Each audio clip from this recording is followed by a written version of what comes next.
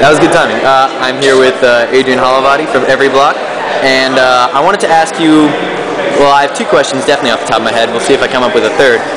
The first is the distinction between on the web and of the web, which I've heard you talk about, and some other people, and I was wondering if you could just give your elevator pitch about what that difference is.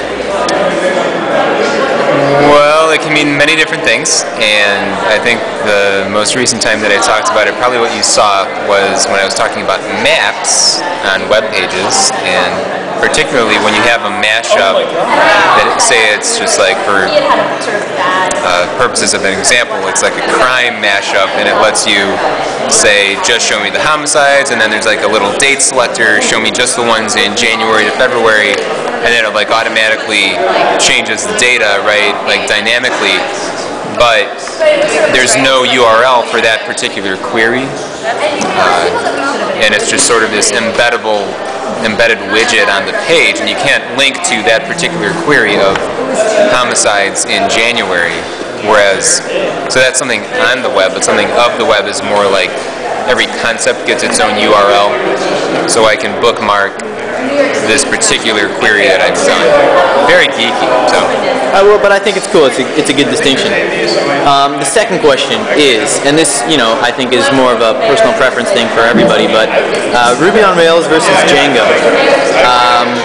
What are some pluses and minuses? And I understand if you're biased towards Django, that's fair, but what would be the pluses to Django over Ruby on Rails?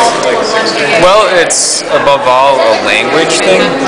So I've never used Ruby on Rails for any projects, so I can't comment about it.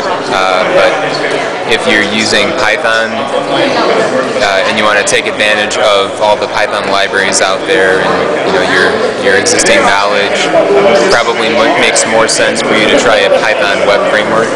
If you're already drinking the Ruby Kool-Aid, you might use Ruby on Rails because you already know it and you don't have the time to learn Python. Okay, and last question, I'm just making this up. You have to pick 3 web applications. You're on a desert island, but somehow there's internet, and you get 3 web applications you get to use to stay informed. Not every block's off the list. What are 3 web applications you'd use to stay informed? Google Reader,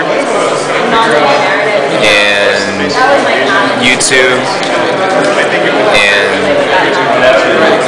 webmail. All right. Boring. Adrian Holovaty, thank you very much. Thank you.